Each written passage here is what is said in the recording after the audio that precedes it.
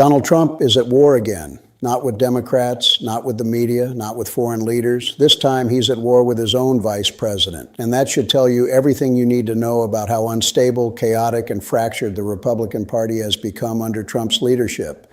Because what we are watching right now is not just a policy disagreement, it's not just an internal debate, it's not even a normal White House rift. This is a slow-motion political divorce. Donald Trump appears to be abandoning JD Vance, publicly, privately, and strategically, as tensions explode inside the Republican Party over war, foreign policy, and Trump's increasingly erratic decision-making. And the reason this matters is simple. JD Vance was supposed to be the future. Trump is acting like he's disposable. Right now, Trump seems determined to fight everyone in his orbit. He's yelling at Congress. He's attacking members of his own cabinet. He's pressuring the Federal Reserve. He's threatening institutions that are supposed to be independent. And now he's openly clashing with the one person who should, in theory, be untouchable inside his administration, his vice president. And the trigger for this conflict? War. Specifically, Trump's reckless, contradictory, and increasingly aggressive posture toward Iran, a posture that JD Vance knows could destroy his political future. Let's start with the moment this all went sideways. Donald Trump stood in front of cameras and casually announced that Iran had called him to negotiate. He said it confidently. He said it vaguely.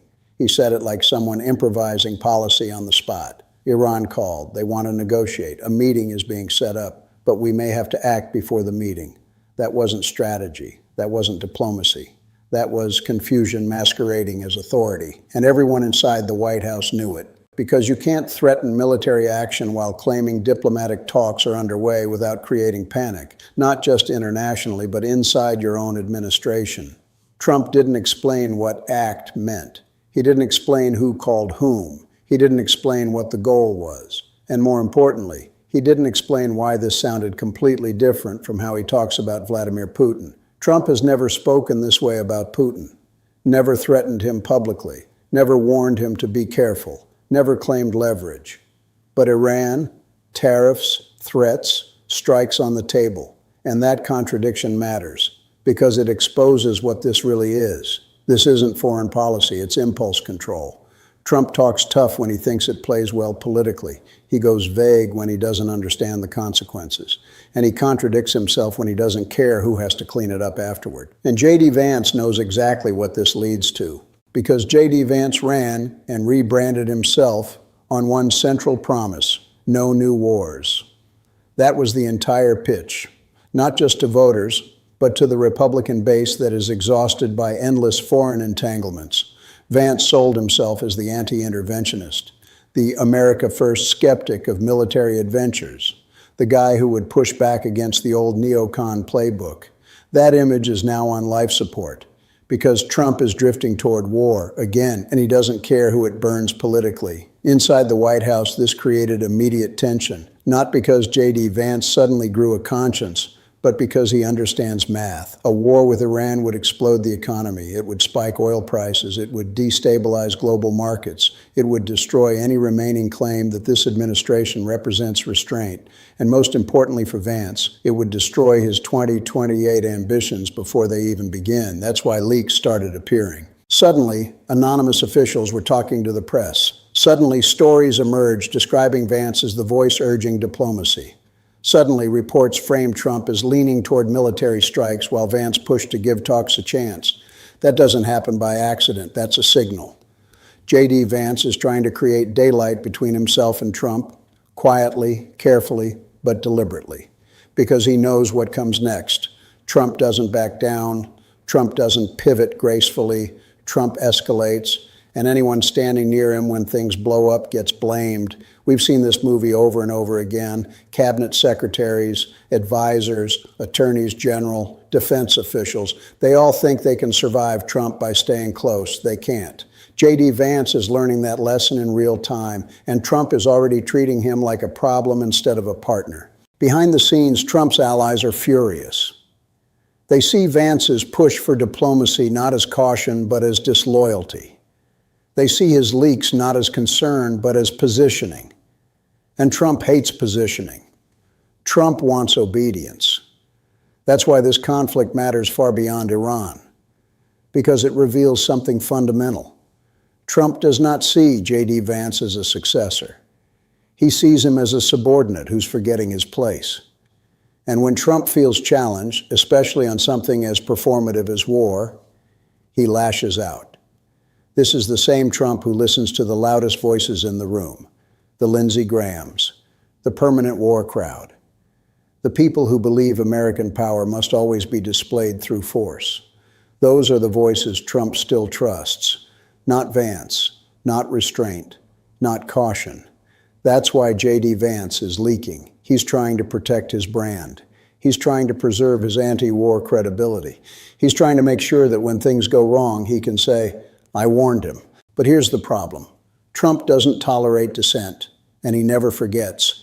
The moment Trump believes Vance is undermining him, even quietly, the relationship is effectively over. And that's where we are now. Trump appears ready to abandon JD Vance politically, to sideline him, ignore him, and eventually blame him if things collapse. This isn't partnership, it's containment. And it's happening at the worst possible time for Republicans, because the party is already tearing itself apart. The House majority is shrinking, the Senate is unstable. Midterms are approaching, donors are nervous, markets are volatile. And instead of unifying the party, Trump is picking fights with everyone who isn't 100% submissive, including his own vice president. This is not strength, this is fragmentation. What makes this fight between Donald Trump and JD Vance so dangerous isn't just the disagreement itself, it's the timing, the method, and what it reveals about the Republican Party's internal decay. Because JD Vance is not rebelling loudly. He's not giving speeches. He's not contradicting Trump on television. He's doing something far more threatening in Trump's world. He's leaking. And leaks are how power shifts quietly in Washington. JD Vance understands something that many Republicans learned too late. You don't beat Trump head on. You survive him by shaping the narrative around him, especially when he's self-destructing. That's exactly what's happening here. The Wall Street Journal story didn't appear by accident. It wasn't sloppy reporting, it wasn't speculation, it was placement. Trump leaning toward striking Iran as Vance urges diplomacy. That framing does three things at once. First, it presents Trump as reckless. Second, it presents Vance as responsible. Third, it creates a paper trail. When future voters, donors, or primary opponents ask what JD Vance did while Trump was pushing the country toward another war, Vance can point to this moment and say, "I tried to stop it. This is not courage. This is insulation." And Trump knows it. That's why this rift is growing so fast. Trump does not tolerate anyone preparing an exit strategy while standing next to him. In his mind, loyalty means you go down with the ship, smiling. JD Vance is not doing that. He's already looking ahead to 2028, and Trump can feel it. That's why this feels like abandonment, because it is. Not in words, but in intent. JD Vance is no longer operating as Trump's vice president. He's operating as a future presidential candidate who happens to be trapped in Trump's administration. And that creates an unavoidable collision because Trump's instincts are about dominance in the moment. Vance's instincts are about survival in the long run. Those two things cannot coexist. Trump doesn't care what this looks like in 3 years. He cares about looking strong today. He cares about posturing. He cares about appearing decisive, even if he doesn't understand the consequences. Vance, on the other hand, cares deeply about how this looks to a Republican base that was promised no new wars and America First restraint. And that promise is collapsing in real time. Let's be clear about what's actually happening here. Trump is not an anti-war president. He never was. He bombed more countries in his first year than any modern president. He expanded drone strikes. He tore up diplomatic agreements without replacements. He escalated conflicts while pretending they didn't count as wars. No new wars was branding, not policy. JD Vance tried to build his entire identity around that branding, and now Trump is exposing it as hollow. This is why Vance is panicking quietly. Because if Trump strikes Iran, even partially, the entire Vance pitch dies instantly. You cannot run in 2028 as the anti-intervention Republican while serving as vice president during a major military escalation. That contradiction would haunt him forever. So Vance is doing the only thing he can do without openly defying Trump. He's creating distance. He's letting reporters know he pushed diplomacy. He's letting allies whisper that he urged restraint. He's positioning himself as the adult in the room. And Trump sees this as betrayal, which is why Trump's behavior toward Vance has subtly shifted. Notice what's missing lately. No praise, no public reinforcement, no JD agrees with me moments. Instead, silence. And in Trump world, silence is a warning. Trump's pattern is always the same. First, he ignores you, then he undermines you, then he blames you. JD Vance is somewhere between step 1 and step 2, and Republicans are watching this unfold with growing anxiety. Because this isn't just about Vance, this is about what happens when Trump's inner circle starts preparing for life after him, while he's still in power. That's when chaos accelerates. We've already seen this with the Federal Reserve fight. Scott Bessent reportedly called Trump privately to warn him that attacking Jerome Powell would cause panic and further damage an already fragile economy. Trump ignored him. Now the same thing is happening with foreign policy. Senior officials are warning Trump that escalation with Iran would be catastrophic. Economically, diplomatically, politically. Trump is ignoring them too, and that's why Republicans are fracturing. Because when Trump stops listening to the people tasked with managing reality, the party starts bleeding credibility. The markets notice, allies notice, voters notice, and more importantly, donors notice. This is where the Republican Party's internal math turns brutal. If Trump pushes the country toward war and the economy stumbles, Republicans lose the midterms. If Republicans lose the midterms, Trump becomes a true lame duck. And if Trump becomes a lame duck, his grip on the party evaporates fast. That's why figures like JD Vance are hedging now. They don't want to be trapped defending decisions they didn't control. And Trump hates that more than anything, because Trump doesn't believe in shared responsibility. He believes in dominance. That's why he surrounds himself with people who flatter him, not people who challenge him. Which brings us to the other side of this equation. The people Trump is still listening to, Lindsey Graham, the interventionists, the permanent war advocates, these are the loudest voices in the room, and Trump responds to volume, not wisdom. So when Graham goes on television calling for aggressive action, Trump hears validation. When hawks frame war as strength, Trump hears applause. JD Vance's quiet caution doesn't stand a chance against that. And Trump's ego will always choose praise over prudence. That's why this fight is not going away. It's escalating. Because the more Vance tries to distance himself, the more Trump feels undermined. And the more Trump feels undermined, the more aggressively he asserts dominance, which leads to public humiliation, marginalization, scapegoating. That's the end game. And Republicans know it. That's why this turmoil feels different than past Trump drama. It's not just dysfunction, it's fragmentation. The party is no longer unified around Trump's instincts. It's splintering between those who want to survive him and those who want to ride him into oblivion. JD Vance is firmly in the first camp, and Trump is starting to treat him accordingly. What happens next is where this story stops being about personalities and starts being about collapse. Because once a party's leaders begin acting primarily to protect themselves from their own president, governance becomes impossible. That is exactly where Republicans are right now. JD Vance's quiet break from Donald Trump is not an isolated incident. It's a signal, a warning flare. And others inside the party are already taking notes. They see the same thing Vance sees.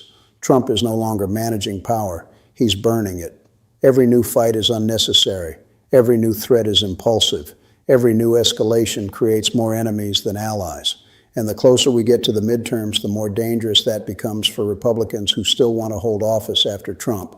This is why you're seeing a subtle but undeniable shift. Republicans are no longer asking, how do we help Trump win? They're asking, how do we survive Trump losing? That is a massive change. For years, Trump's dominance was built on fear and inevitability. Lawmakers believed opposing him meant political death. They believed the base would never turn. They believed Trump's grip was permanent. But that belief is eroding, not because Trump suddenly became weaker, but because his behavior has become more costly.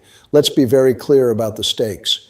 If Trump escalates toward war with Iran, the consequences will be immediate. Oil prices spike, markets drop, global uncertainty explodes. American voters feel it instantly. There is no spin that fixes that. No amount of rhetoric about strength or America first can hide higher gas prices, market volatility, and the fear of another endless conflict. Republicans know this. That's why JD Vance is scrambling to keep his fingerprints off the decision. That's why others are quietly doing the same. Because once the consequences land, Trump will look for someone to blame. He always does. And vice presidents make excellent scapegoats. Trump doesn't abandon people loudly at first. He isolates them. He lets them twist in the wind. Then he turns on them when it's useful. JD Vance understands this pattern. He watched it happen to Mike Pence. He watched it happen to cabinet secretaries. He watched it happen to advisors who thought they were untouchable. So now he's trying to get ahead of it.